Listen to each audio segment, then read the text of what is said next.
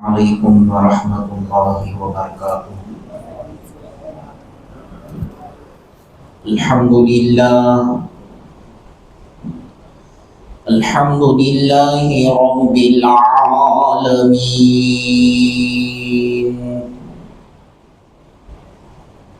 والعاقبۃ للمتقین،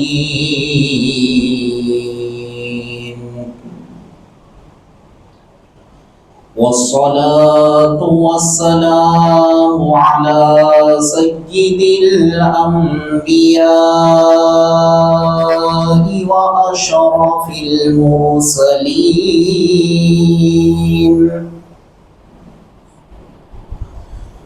وعلى آله وأصحابه الطيبين الطاهرين۔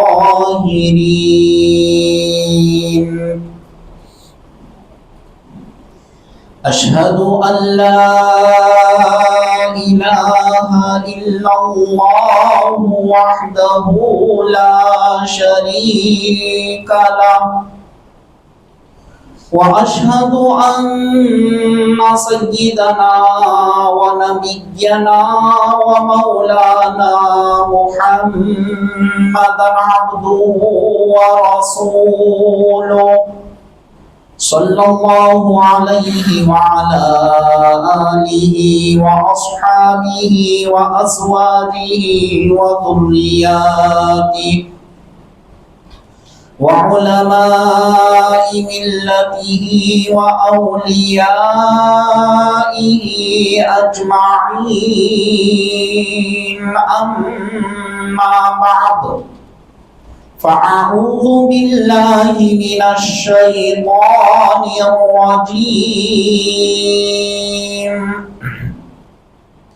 بسم الله الرحمن الرحيم۔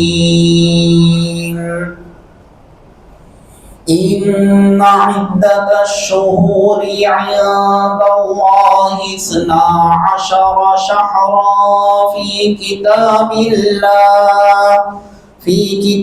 الله يوم خلق السماوات والأرض، منها 4 حرم، صدق الله مولانا العظيم۔ وقال تعالى في شان حبيبه: إن الله وملائكته يصلون على النبي، يا أيها الذين آمنوا صلوا عليه وسلموا تسليما۔ اللهم صل على سيدنا وشفينا ونبينا ومولانا محمد وعلى آله وصحبه أفضل صلواتك وعدد معلوماتك، وبارك وسلم صلاة وسلاما عليك يا حبيبي يا رسول الله،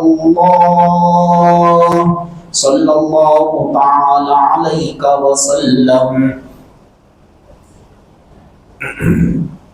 معزز سامعین کرام، محترم بزرگوں اور عزیز دوستوں، اللہ تبارک و تعالیٰ کا فضل احسان ہے، اس نے ہم گنہگاروں کو کالی کملی والے آقا،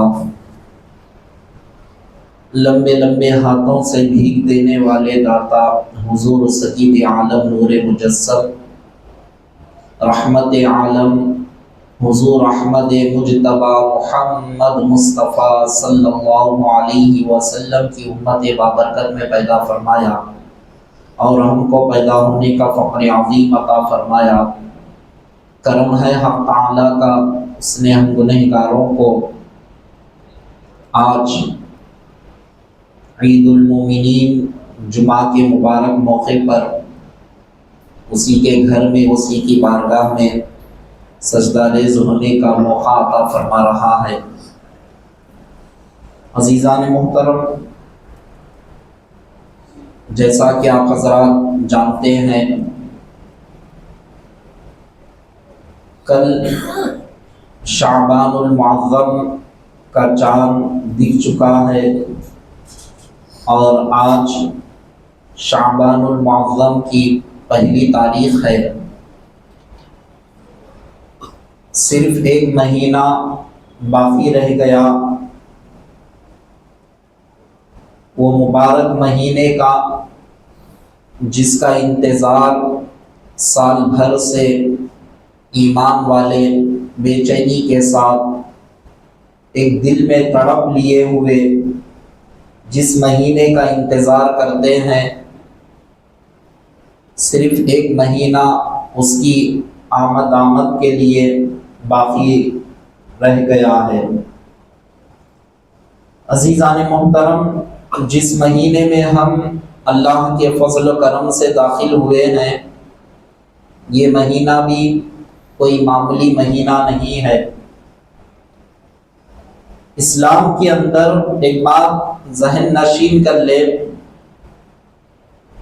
جتنے مہینے ہیں یہ مہینے کا تعین، یعنی یہ مہینے 12 مہینے کا جو تعین ہے، اس کا تعلق آج کل سے نہیں ہے۔ اللہ پاک کلام مقدس میں ارشاد فرمایا، یوم خلق السماوات والارض، جب سے زمین و آسمان بنے ہیں، جب سے اللہ تبارک و تعالیٰ نے اس 12 مہینے کا تعین بیان فرما دیا۔ اب جب سے زمین و آسمان بنے گئے، جب سے یہ مہینوں کا تعین بھی ہو گیا کہ 12 مہینے ہوں گے، اور اسلام کے اندر ہر مہینے کی الگ الگ خصوصیات ہیں، اور جہاں پر ایک مہینے کی فضیلت ایک مہینے پر بڑھ کر ہے، اور پھر دوسرے مہینے کی فضیلت تیسرے مہینے پر بڑھ کر ہے، تو ایک سے بڑھ کر ایک فضیلتوں کا حامل اللہ نے ان مہینوں کو بنایا۔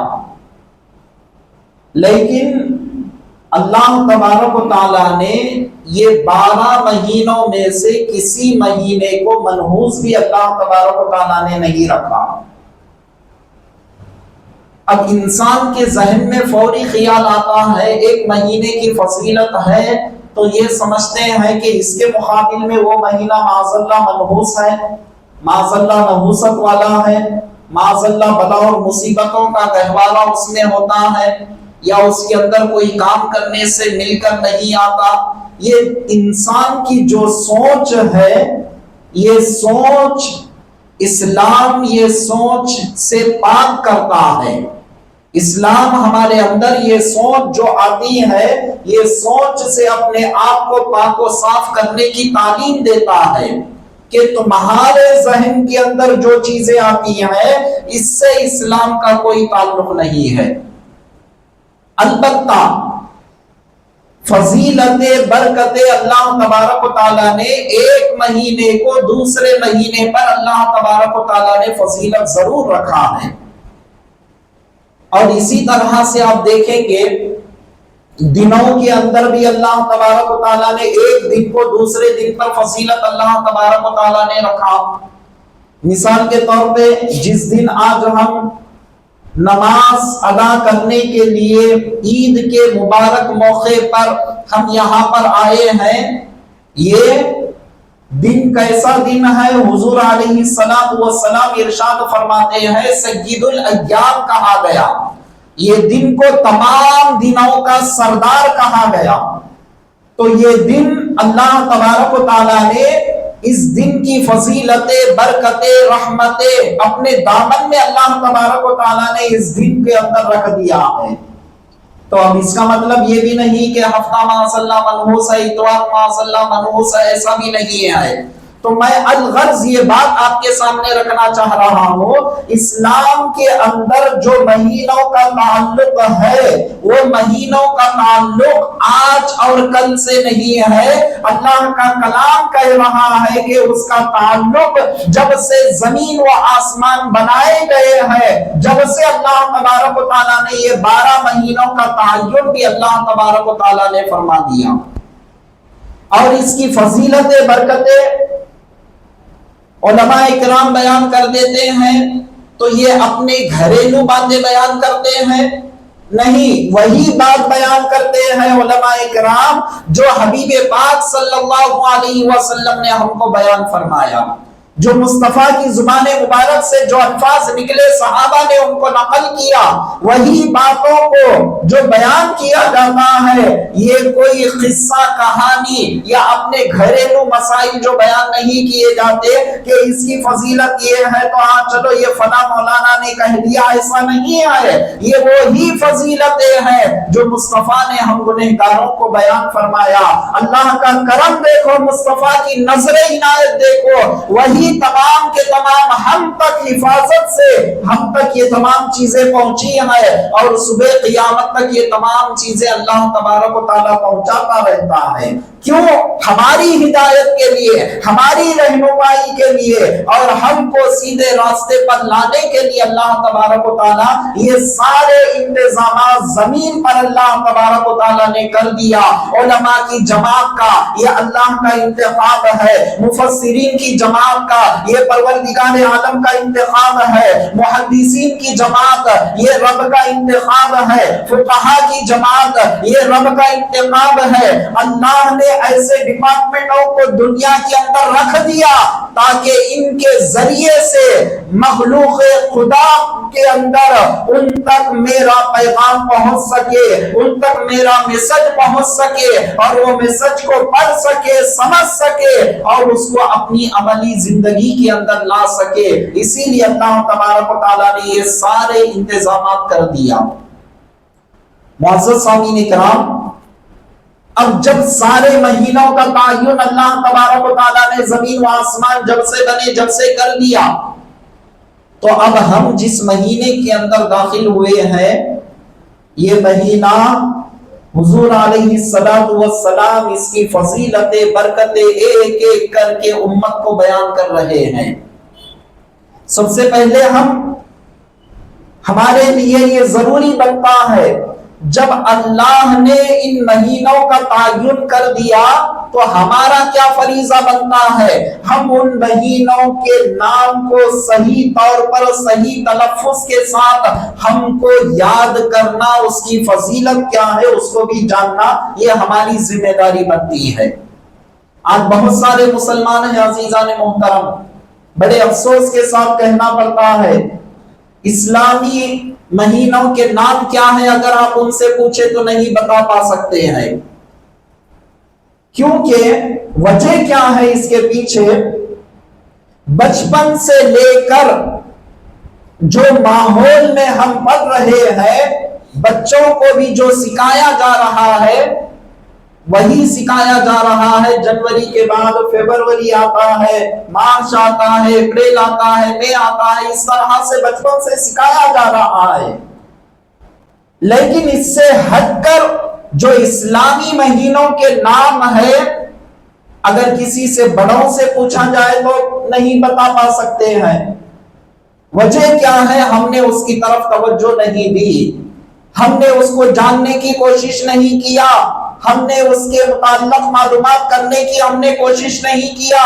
اللہ نے کون سے مہینے میں کون سی رحمتیں کون سی برکتیں رکھی ہے، ہم اس طرف گئے ہی نہیں، ہم اس طرف مائل ہی نہیں ہوئے۔ ہمارے لیے تو شعبان ہو یا رجب ہو یا رمضان ہو، سب ایک جیسا ہم کو نظر آنے لگتا ہے۔ وجہ کیا ہے؟ علم نہ ہونے کی وجہ سے سب ایک جیسے ہم کو نظر آنے لگتے ہیں۔ عزیزان محترم، یہ ہمارا بنیادی فریضہ ہے، ہم کو اسلامی مہینوں کے نام یاد کرنا، صحیح تلفظ کے ساتھ، صحیح اس کی ادائیگی جو ہوتی ہے اس کے ساتھ، پھر اس کے بعد اس مہینے کی خصوصیات اللہ نے اس مہینے میں اسپیشل طور پر ہمارے لیے کیا رحمتیں نازل کر رہا ہے اس کو جاننا ہر مسلمان کی ذمہ داری بنتی ہے۔ اب ایسے جب باتیں آ جاتے ہیں تو ہم اتنے ہوشیار ہیں، یہ علماء کے کھاتے میں ڈال دیتے ہیں۔ یہ کن کو جاننا؟ یہ علماء کا کام ہے حضرت، یہ عالموں کا کام، بڑے بڑے عالموں کا کام، حافظوں کا کام، اماموں کا کام، بہت سے بہت مؤذنوں کا کام۔ پھر ہمارا کام کیا ہے؟ کمانا، پیسہ، دھن دولت، دنیا کے عیش و آرام، یہ ساری چیزیں ہمارے کھاتے میں۔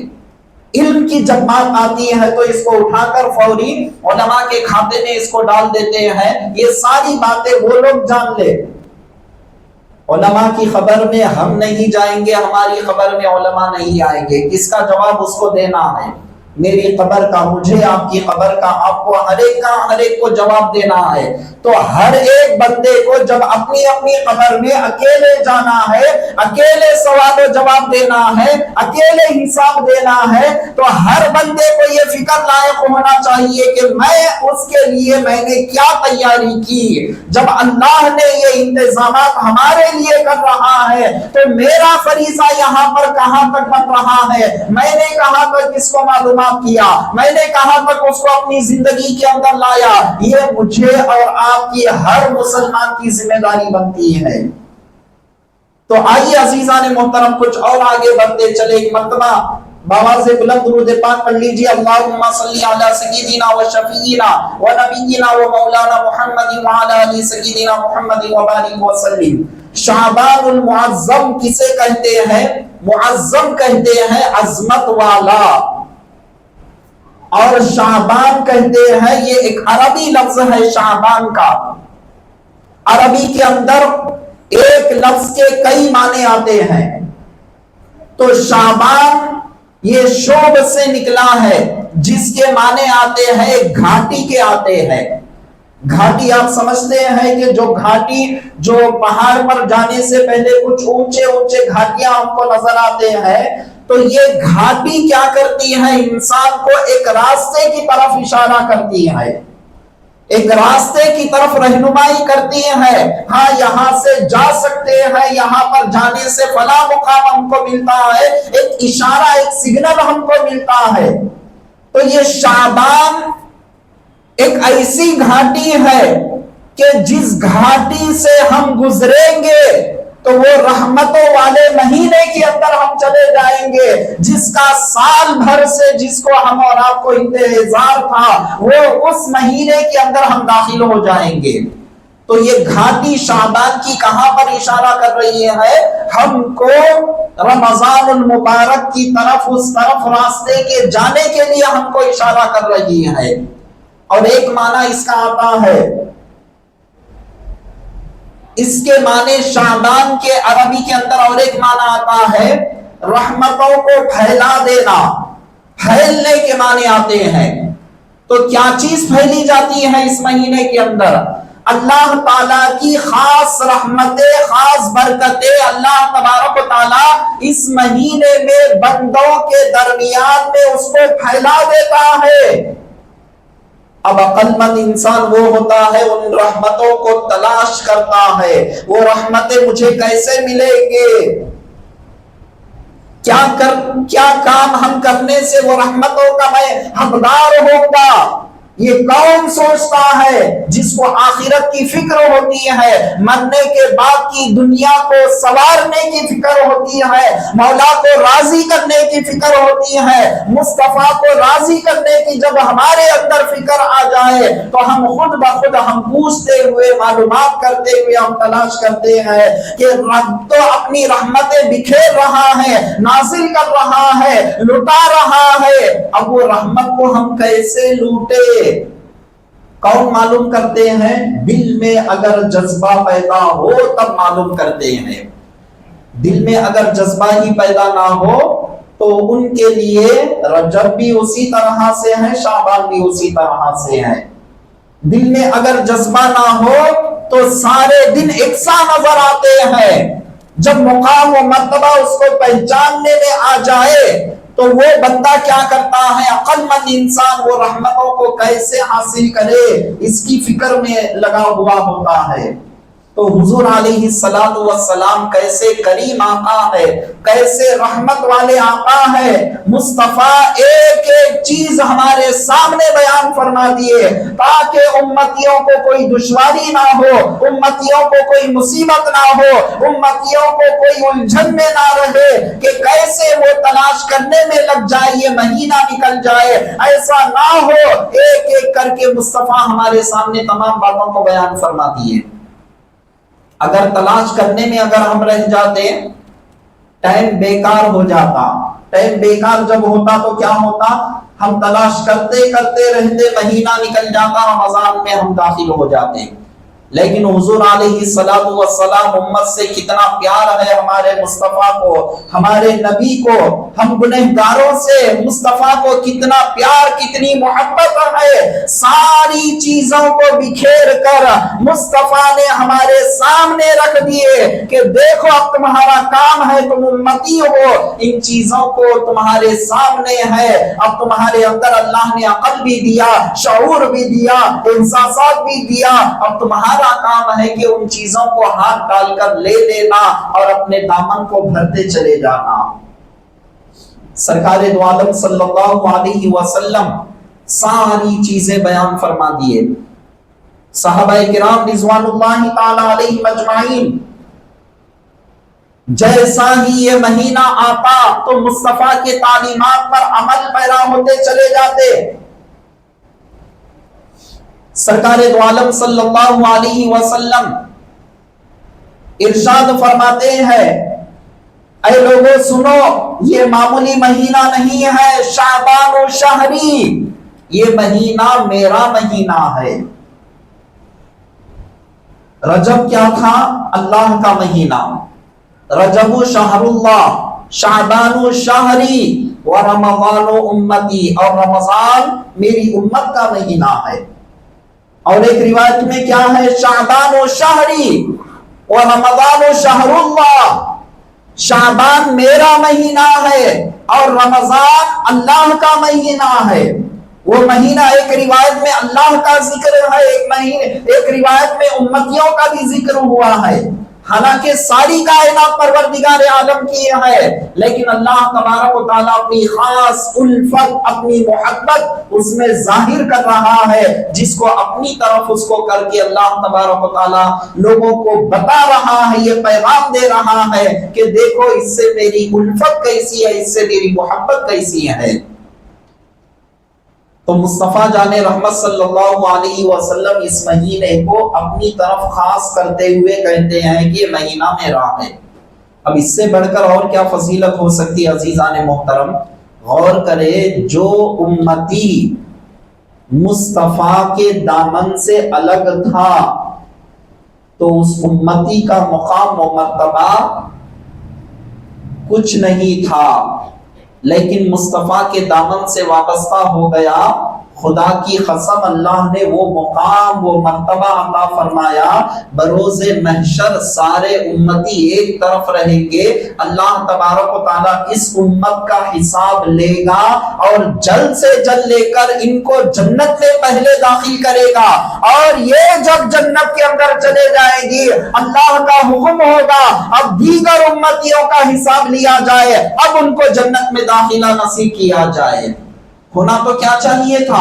جو دنیا میں پہلے آئے، جو دنیا میں سب سے پہلے پیغمبر آئے، ان کی امت آئے تو ان کا حساب ہونا قیامت میں ایسا ہونا چاہیے تھا. لیکن حضرت آدم علیہ السلام سے لے کر حضرت عیسیٰ علیہ نبینا علیہ السلام تک سارے پیغمبروں کے امتی کھڑے ہوئے رہیں گے. اللہ تعالیٰ سب سے جلد حساب لے گا اور سب سے پہلا حساب لے گا تو امت محمدیہ کا لے گا. کیوں؟ وجہ کیا ہے؟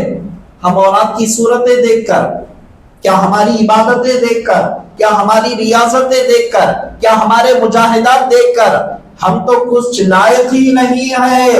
اتنے بھی ہم لائق نہیں ہے. جب رب کا دیدار ہوگا بروز محشر، اللہ کی بارگاہ میں ہم صورت دکھانے کے بھی لائق نہیں ہے.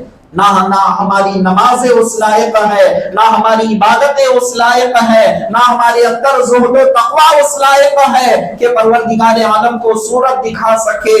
پھر کیا وجہ ہے؟ ایک ہی وجہ ہے، اللہ نے ہم گنہگاروں کو مصطفیٰ کے دامن سے وابستہ کر دیا اور یہ نسبت ہے بروز محشر اللہ ہمارا بھرم رکھ لیتا ہے اور ہم کو جلد حساب لے کر جنت میں داخلہ نصیب کرتا ہے.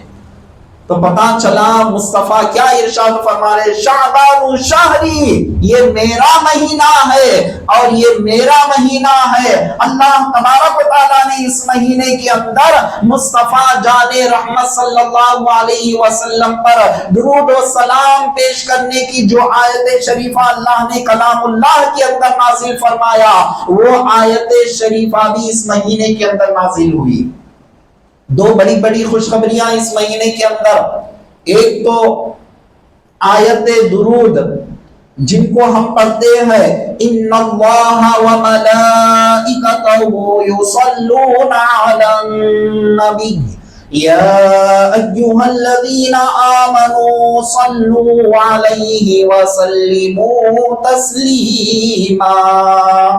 اللهم صل على سيدنا وشفيعنا ونبينا ومولانا محمد وعلى آل سيدنا محمد وبارك وسلم۔ یہ آیت شریفہ اللہ تبارک و تعالیٰ اسی مہینے میں نازل فرمایا۔ اب جب نازل فرمایا تو ہمارا فریضہ کیا ہے؟ ہم اٹھتے بیٹھتے، کاروبار کرتے ہوئے، اپنی تجارتیں کرتے ہوئے، دنیا کے اپنے معاملات کو جاری رکھتے ہوئے اپنی زبانوں پر درود پاک کا ورد کثرت سے ہم کرنا چاہیے۔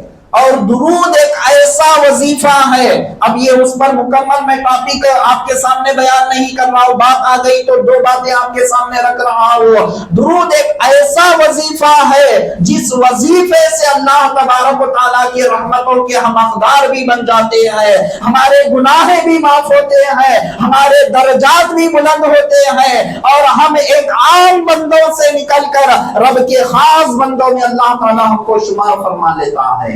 وہ وظیفہ کون سا ہے؟ درود پاک کا وظیفہ ہے جو اللہ نے ہم کو میرے حبیب پر درود پاک بھیجنے کا اللہ تبارک و تعالیٰ نے آیت شریفہ کو اس مہینے کے اندر اللہ نے نازل فرمایا۔ یہ حدیث پاک کا مفہوم میں آپ کے سامنے رکھا، میں اپنی طرف سے نہیں کہہ رہا ہوں، اللہ تعالیٰ یہ ایک ایسے وظیفے کے ذریعے سے درجات بھی بلند کر رہا ہے، ہمارے گناہ بھی معاف کر رہا ہے، ہم کو پاک و صاف بھی کر رہا ہے، ہم کو رحمتوں کا حقدار بھی بنا رہا ہے، اور وہ بندہ عام بندوں سے نکل کر اللہ کے خاص بندوں میں شامل ہو جاتا ہے۔ اسی لیے کیا کہا گیا، ہمارے لیے کثرت کے ساتھ اپنی زبانوں کو تر رکھنا چاہیے کہ اللہ کے حبیب پاک صلی اللہ علیہ وسلم پر درود و سلام کی کثرت ہم کرتے رہیں۔ میں بارہا یہ مسئلے کو آپ کے سامنے بیان کیا، ہم جیسا ہی یہ باتیں آتے ہیں تو فوری ذہن میں یہ خیال آتا ہے، ہاں مسجد کے اندر ہم جائیں گے، وضو بنائیں گے، تسبیح لے کر بیٹھیں گے، جب جا کر یہ عمل کر سکیں گے۔ یہ ایسی کوئی قید نہیں ہے، میں بارہا اس بات کو کہہ چکا ہوں، کوئی قید نہیں ہے ایسی۔ آپ پاک ہے، پاک و صاف ہے، کاروبار کر رہے ہیں، برابر درود پاک کا ورد جاری رکھے۔ اسلام نے منع نہیں کیا تو ہم اور آپ کون ہوتے جس کو منع سمجھنے والے؟ کاروبار کر رہے ہیں، چاہے انسان جو بھی حلال رزق کمانے کے لیے کاروبار تجارت کر رہے ہیں، اسلام نے منع نہیں کیا کاروبار کرو، حلال طریقے سے کماؤ، خوب کماؤ، اسلام نے کبھی منع نہیں کیا۔ کوئی حد مقرر نہیں کی، تم اتنا ہی کماؤ، اتنا مت کماؤ، جتنا کماتے کماؤ۔ ایک شرط رکھ دی ہے، حلال طریقے سے کماؤ، حرام طریقے سے ہرگز مت کمانا۔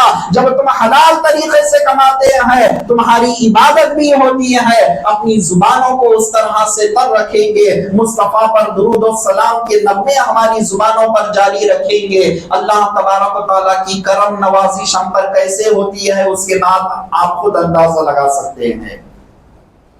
شرط ہے اپنے مزاج کو اس طرح سے ڈھالنا۔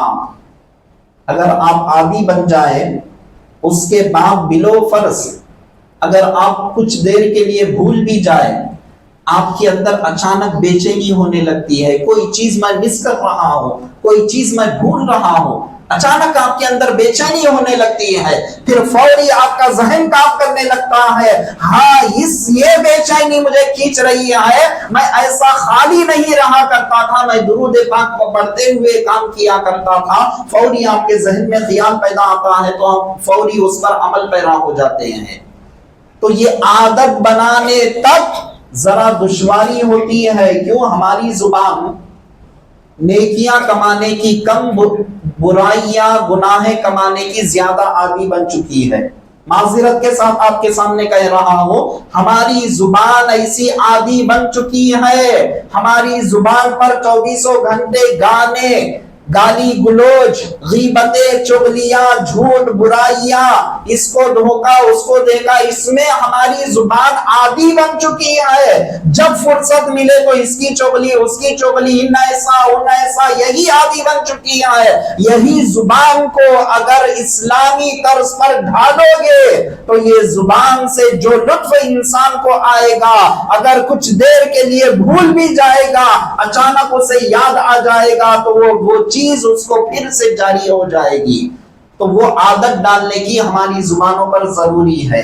تو الغرض معزز سامعین کرام، اور دوسری خوشخبری اس مہینے کے اندر ہے، حضور علیہ السلام کو اللہ تبارک و تعالیٰ نے بیت المقدس سے مصطفیٰ جان رحمت صلی اللہ علیہ وسلم دل میں خیال کر رہے تھے، مولا خانہ کعبہ کو تو قبلہ بنا دے.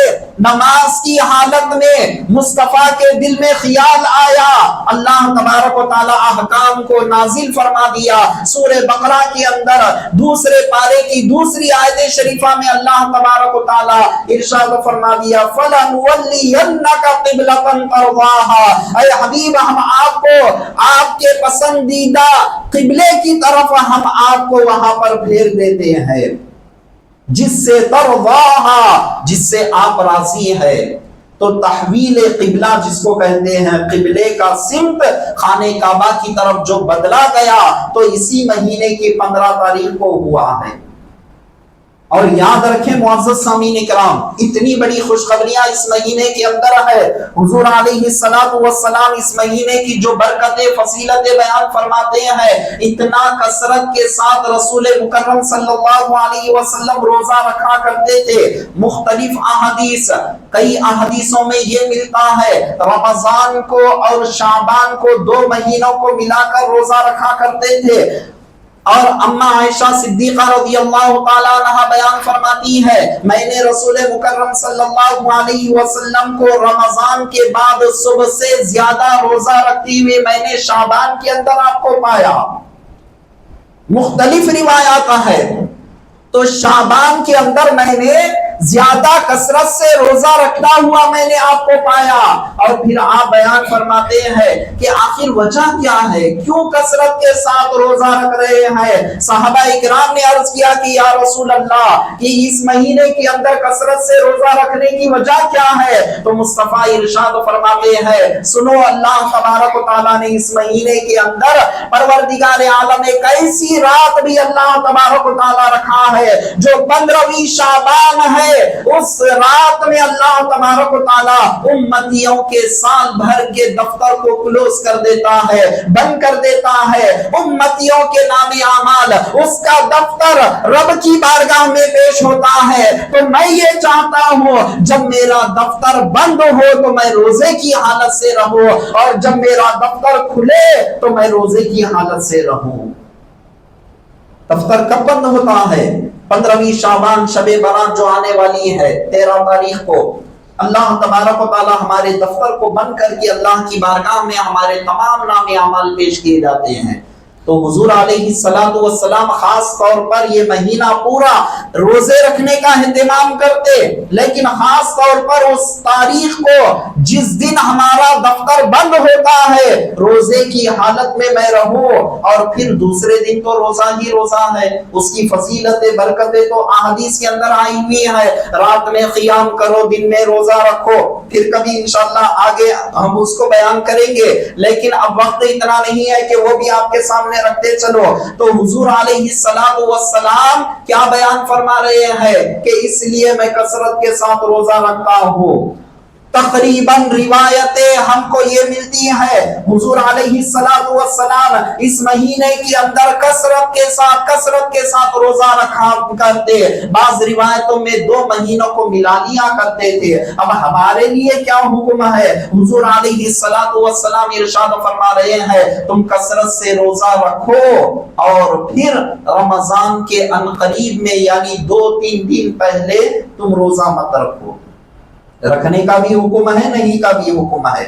تو سارے روایات کا جو خلاصہ ہے میں آپ کے سامنے رکھ رہا ہوں۔ اگر آپ کتاب پڑھتے چلے جائیں، ایک حدیث سے آپ گزریں گے تو آپ کے ذہن میں خیال ہوگا کہ یہ حدیث میں نے پڑھا، پھر دوسری حدیث، تو یہ سارے احادیث کا خلاصہ میں آپ کے سامنے رکھ دے رہا ہوں۔ محدثین نے کیا بیان فرمایا، فقہا نے کیا بیان فرمایا، اس کا نچوڑ آپ کے سامنے میں رکھ رہا ہوں۔ ہمارے لیے یہ حکم ہے کہ کثرت کے ساتھ روزے رکھو، لیکن جیسا ہی رمضان بالکل قریب آ جائے اس وقت میں تم روزہ مت رکھو اور تم اچھی طرح سے کھا پی کر بالکل مستعد، اچھی طرح سے تم تیار ہو جاؤ رمضان کے استقبال کے لیے۔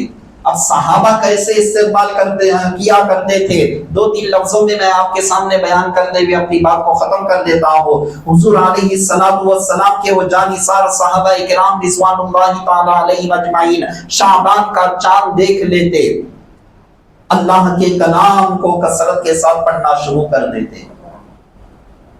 اب اس کو واقعات کے طور پر سننا نہیں ہے، اپنی عملی زندگی میں مجھے آپ کو ہر بندے مومن کو لانے کی ضرورت ہے، اس پر غور و فکر کرنے کی ضرورت ہے۔ میں اللہ کا کلام کہاں تک پڑھ رہا ہوں، کہاں تک نہیں پڑھ رہا ہوں، اب اپنے آپ کو غور و فکر سوچنے کی ضرورت ہے۔